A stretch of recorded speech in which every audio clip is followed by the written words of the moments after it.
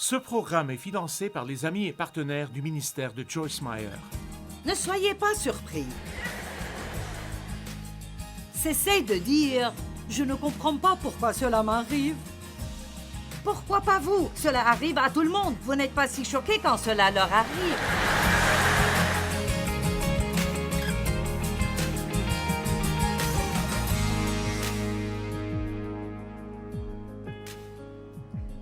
Saint-Esprit, remplis-moi. Baptise-moi à nouveau avec la puissance du Saint-Esprit. Maintenant, avec le Saint-Esprit, il y a aussi des dons dont nous ne parlons pas assez souvent dans l'Église. Des dons surnaturels de pouvoir. Je veux dire, vous n'êtes vraiment pas une lumière si vous ne voulez pas obtenir tous les dons surnaturels de pouvoir que vous pouvez obtenir. Parce que plus vous avez de pouvoir, plus la vie devient facile. Et donc, si vous n'avez jamais entendu parler de ces dons, j'ai préparé tout un enseignement que je vais faire cette année sur cela. Mais, parole de sagesse, savoir quoi faire dans une situation où vous ne savez pas quoi faire. Parole de connaissance, tant de gens disent « Ah, je ne peux pas croire que tu aies dit ce que tu as dit lors de ta prédication. C'était... Comment le sais-tu? » Eh bien, les dons de l'esprit peuvent agir à travers vous et vous ne savez même pas que cela se produit. Et il le fait pour le bien et le profit de tous. Ce n'est pas juste pour te vanter et dire « Regarde ce que je peux faire », mais c'est pour aider les gens. Dieu veut avant tout aider les gens. Le discernement des esprits. Savoir quand quelque chose ne va pas. Savoir intérieurement, je ne pense pas. Non, je dois d'abord vous connaître mieux un moment. Amen. Certaines des dames, vous vous êtes fourrées dans le pétrin avec un type. Si vous aviez utilisé un peu plus de discernement, vous savez, vous le saviez quand vous avez commencé. Vous l'aviez compris, mais vous étiez seul, vous craigniez de ne jamais avoir personne. Je crois que je peux le changer. Non, vous ne le pourrez pas.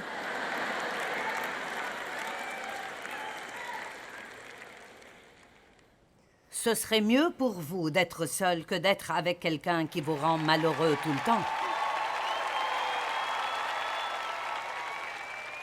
Et il y a des miracles et des dons de guérison et le don de la foi, de parler en langue, l'interprétation des langues et les prophéties. Et vous pensez, ne me dis pas que tu parles en langue. Ma belle, on doit quitter. Eh bien, vous savez quoi? Soyez déterminés, mais ne soyez pas trop rigides. Mince, il y a quelque chose que Dieu a que vous pouvez avoir et vous ne l'avez pas. Alors dites, mon Dieu, je veux en savoir plus à ce sujet. Prenez un bon livre et lisez. Regardez ce que dit la Bible à ce sujet.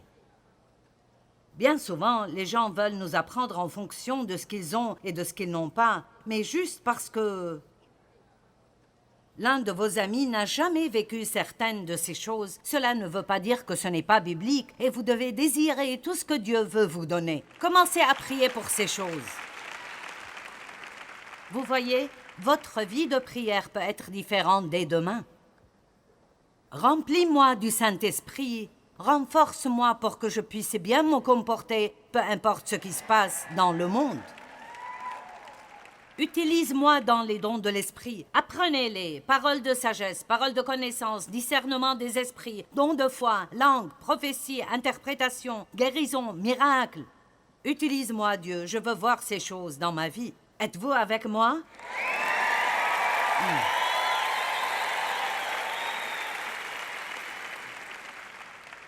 Donc, combien de vos prières sont pour ce que vous voulez?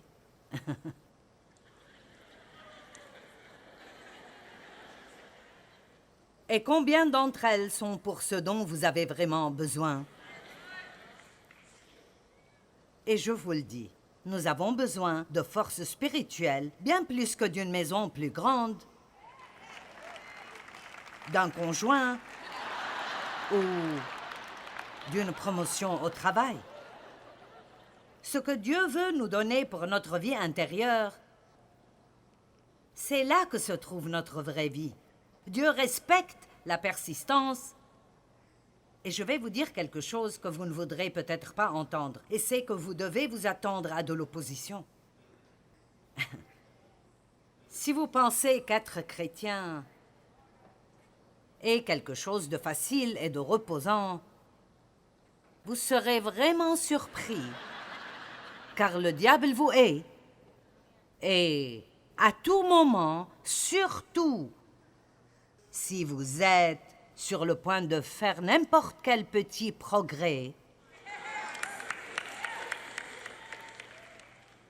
si vous décidez de lire un livre qui vous aidera ou d'aller à l'église ou de vous joindre à une étude biblique ou d'avoir un temps de prière régulier ou que vous allez aider davantage de personnes ou de donner plus, chaque fois que vous faites un pas dans la bonne direction, le diable fera un pas pour vous faire revenir en arrière et vous devez donc être prêt à combattre le bon combat de la foi parfois.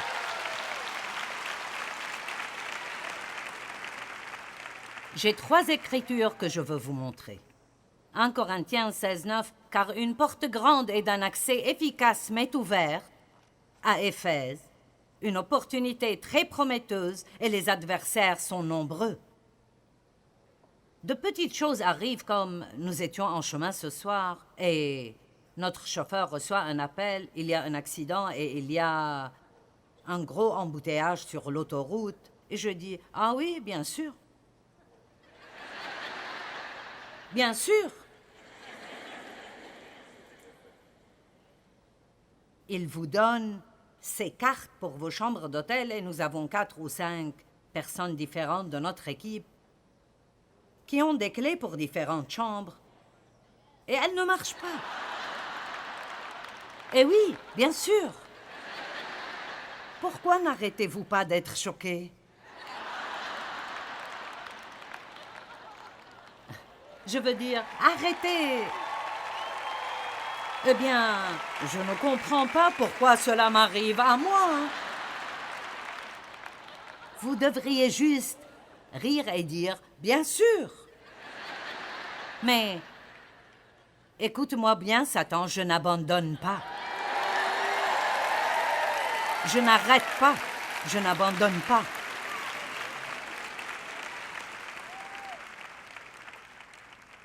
Romains 12:12 dit « Réjouissez-vous en espérance à cause de notre confiance en Christ. Soyez patients et fermes dans l'affliction. Persévérez dans la prière, recherchant continuellement la sagesse, la direction et la force. Ne cherchez pas continuellement la disparition de vos problèmes. Et comme je l'ai dit, oui, nous allons tous prier pour que Dieu nous délivre de nos problèmes. Nous sommes trop humains pour ne pas faire cela. Mais ce n'est pas sur cela que nous devons nous concentrer. Vraiment, le message dans 2 Chroniques où le Seigneur a dit à Josaphat, « Cette bataille est la mienne, pas la vôtre. » Si vous étudiez cela, quand Josaphat a posé son problème devant Dieu, il lui a parlé de beaucoup de choses, puis il a mentionné son problème comme une note secondaire.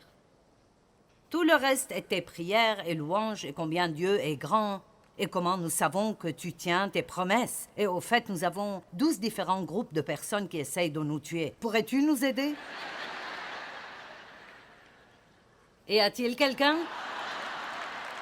Très bien. Jacques 1:12, heureux, béni, spirituellement prospère, favorisé par Dieu.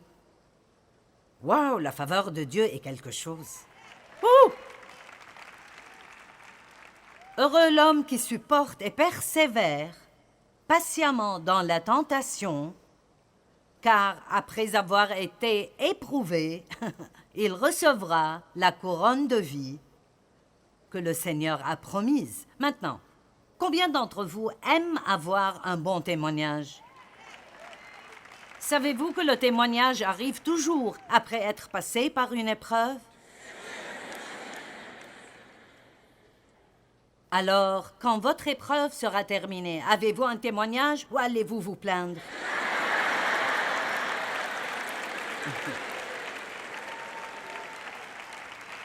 Oui! Ne soyez pas surpris. Cessez de dire « Je ne comprends pas pourquoi cela m'arrive ». Pourquoi pas vous? Cela arrive à tout le monde. Vous n'êtes pas si choqués quand cela leur arrive.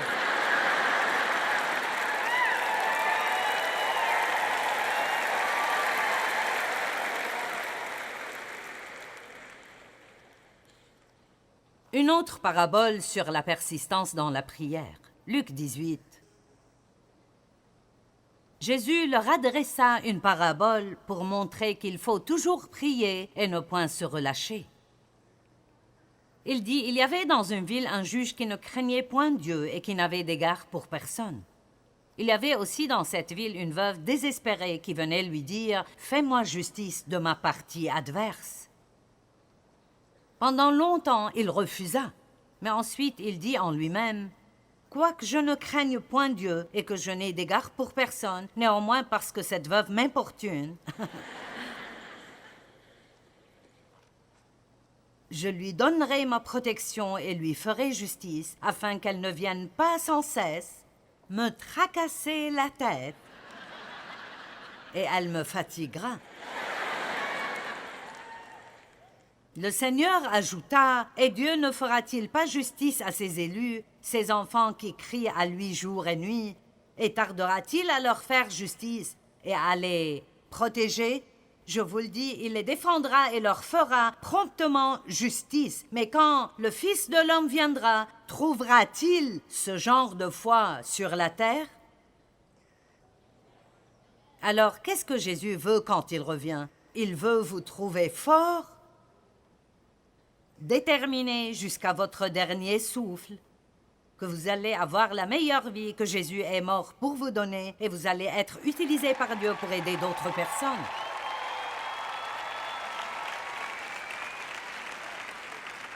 Vous allez tenir ferme et vous savez,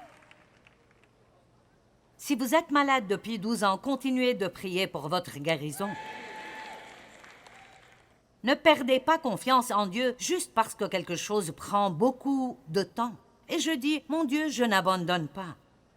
C'est dans ta parole et je ne renonce pas. Je ne sais pas pourquoi cela se produit. J'aimerais le savoir, mais Dieu ne nous dit généralement pas trop. Mais je n'abandonne pas, je ne renonce pas. Allez, je ne veux pas que vous oubliez ce que je dis ce soir. Je veux que vous soyez plus forts et que vous persévériez. Je veux que vous teniez bon. Si c'est dans la parole de Dieu, alors vous pouvez la voir. M'avez-vous entendu? Si quelqu'un peut la voir, vous pouvez la voir. Parce que vous n'êtes pas pire que le reste du monde. Aucun de nous ne mérite ce que nous demandons à Dieu de faire. Je pense que ces paraboles sont intéressantes. Ils nous invitent essentiellement à le déranger. Allez, voyez si vous pouvez me gêner. Continuez, continuez et continuez jusqu'à ce que je finisse par me rendre. Pensez à Lot quand il était à Sodome et Dieu a dit qu'il allait détruire l'endroit parce qu'il n'y avait pas de juste là-bas. Eh bien, Abraham a été audacieux et il a dit « Si tu peux trouver 5 justes,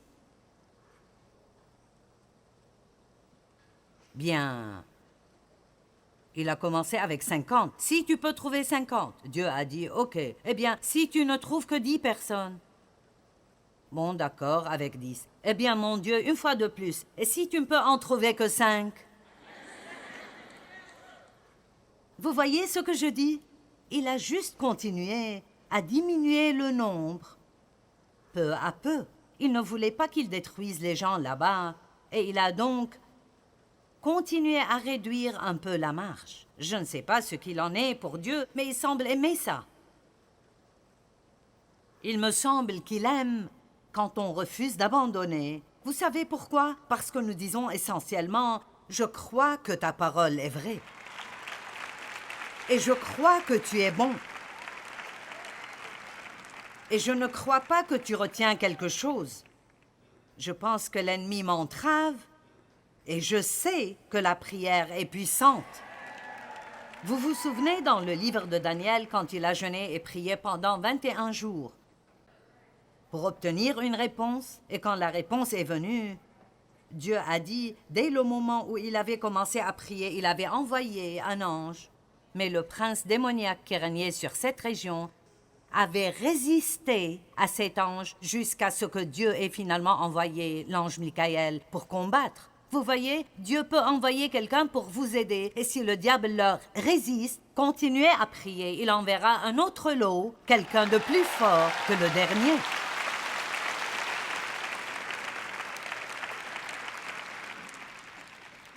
Pendant longtemps, il refusa, mais ensuite il dit en lui-même, « Quoique je n'ai d'égard pour personne, néanmoins cette veuve m'importunera jusqu'à ce que je lui donne ce qu'elle veut. » Vous savez, la façon dont cette parabole est construite est très similaire à celle de la parabole de l'ami à minuit. Le juge était injuste. La veuve a continué à le déranger et à persister jusqu'à ce qu'il lui donne ce qu'elle voulait. Donc c'est un principe intéressant que Jésus utilise. Si vous dérangez suffisamment les gens, ils céderont. Et ce sont des gens mauvais. Je suis un bon Dieu, alors qu'est-ce que vous pourriez obtenir de moi si vous arrêtiez d'abandonner facilement? Allez! Est-ce que vous voyez ce que je dis?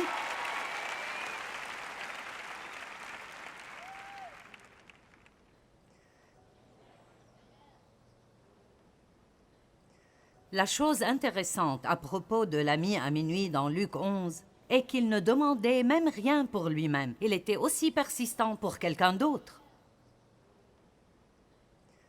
Alors je vous redemande, combien priez-vous pour vous-même par rapport à combien vous priez pour les autres? À quel point êtes-vous persévérant? J'ai vu des choses, je veux dire... J'ai traité avec des gens. Une femme que je connais très bien était si malade. Pendant près de 3 ans, elle se sentait mal presque tout le temps. Et presque tous les matins, je priais. Et maintenant, elle va probablement mieux à 80%. Donc, continuez, continuez, continuez, continuez.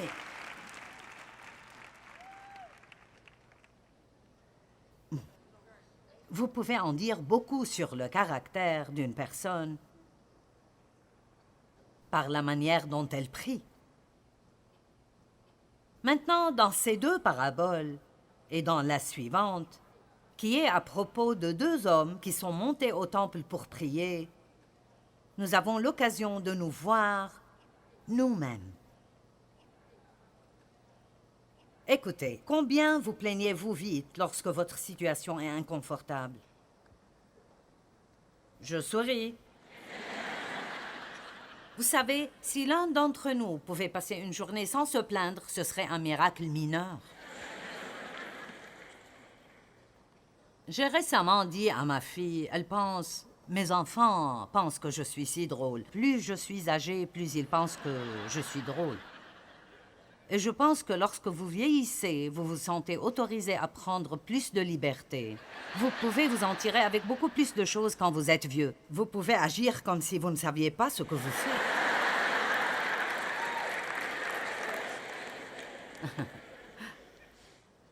J'ai récemment dit à ma fille, tu sais, ce que j'ai réalisé sur moi-même, je n'aime vraiment pas être inconfortable. Et elle a ri, elle a dit, nous le savons tous, est-ce que tu viens de découvrir cela? Nous nous plaignons s'il fait froid, ou s'il fait chaud, ou si le siège est trop dur. Vous savez... Et cela fait 42 ans que j'en parle. Nous avons besoin de continuer à nous regarder nous-mêmes. Amen. Vous sentez-vous là quand Dieu ne vous donne pas ce que vous voulez? Comment réagissez-vous lorsque vous voyez Dieu donner quelque chose que vous voulez à quelqu'un d'autre et vous êtes vraiment sûr qu'il ne le mérite pas autant que vous? Oh mince, c'est un brûleur de chair. Cette parabole dans Luc 18, commençant au verset 9, est une parabole pour la génération actuelle du moi dans laquelle nous vivons.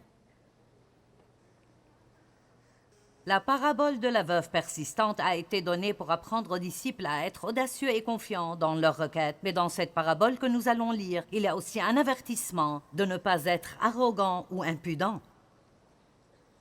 Donc, il y a une différence dans le fait d'être audacieusement respectueux et persistant. Et je sais que ça marche. Cela fonctionne dans le monde parce que des personnes m'ont demandé de venir parler à l'un de leurs événements. J'ai dit non et ils ont demandé l'année suivante et j'ai dit non. Et ils ont dit, nous allons continuer à demander jusqu'à ce que tu viennes. Donc finalement, je me suis dit, bon, je ferais mieux de le faire et d'en finir avec. Je veux dire, ça marche, n'est-ce pas? Combien d'entre vous donnez à vos enfants s'ils persistent encore et encore? C'est comme, oh, faites-le. Vous savez, je suis fatiguée de l'entendre. Donc, quand je dis que nous devons être persistants dans nos prières, je ne parle jamais d'être arrogant ou de paraître avoir droit à notre demande. En gros, vous dites, mon Dieu, je le fais parce que c'est ce que tu me dis de faire. Et c'est pourquoi je vous donne ces 3 paraboles pour que vous ayez le soutien des Écritures, pour dire, Dieu, tu me dis d'être persévérant, de continuer à demander et d'être audacieux, et je fais ce que tu m'as dit de faire. Maintenant, depuis les années 1970, cette génération a été déclarée la culture du narcissisme, ce qui signifie l'égocentrisme. Le narcissisme est défini dans le dictionnaire comme étant un intérêt excessif pour vous-même, un égoïsme extrême avec une vision grandiose de votre talent et une soif d'admiration. Notre culture a cessé d'être centrée sur Dieu pour devenir centrée sur elle-même. Le monde dit que notre bonheur personnel est plus important que toute autre chose. Nous entendons des phrases comme « je me dois d'avoir le meilleur ». Il n'y a pas de plus grand amour que l'amour de soi. Les humanistes nient la vérité que nous sommes formés à l'image de Dieu et disent que rien n'est plus élevé que l'être humain. Le nouvel âge enseigne qu'il n'y a pas de Dieu et que le seul Dieu est le Dieu en nous. Eh bien, en tant que chrétiens, nous savons que le Christ vit en nous, mais nous ne sommes pas Dieu. Amen.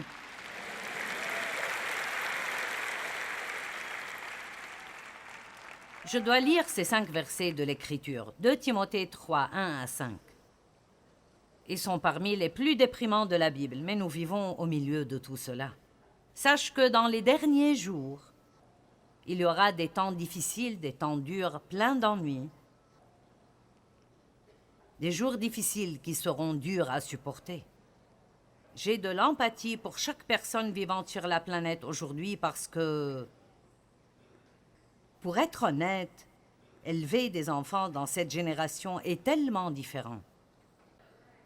Vous avez besoin de la direction du Saint-Esprit tous les jours et d'être plein du Saint-Esprit, d'avoir sa sagesse et de discerner les esprits. Oh mon Dieu, vous devez être capable de discerner ce que font vos enfants et ce qu'ils regardent, où ils vont et avec qui ils traînent. Et mon Dieu, vous n'avez pas besoin de leur prêcher seulement, mais aussi d'être un exemple devant eux. Modélisez la vie que vous voulez qu'ils vivent. M'avez-vous entendu? Modélisez constamment la vie que vous voulez qu'ils vivent. C'est difficile aujourd'hui. C'est facile de se décourager et de vouloir arrêter et abandonner. Mais ce n'est pas ce que Dieu veut que nous fassions. Vous pouvez connaître le caractère d'une personne d'après comment elle prie. Nous devons prier pour avoir la force et la sagesse spirituelle et une personnalité remplie de l'Esprit Saint, au lieu de demander des choses matérielles tout le temps. Et nous devrions prier pour les autres, pas seulement pour nous-mêmes.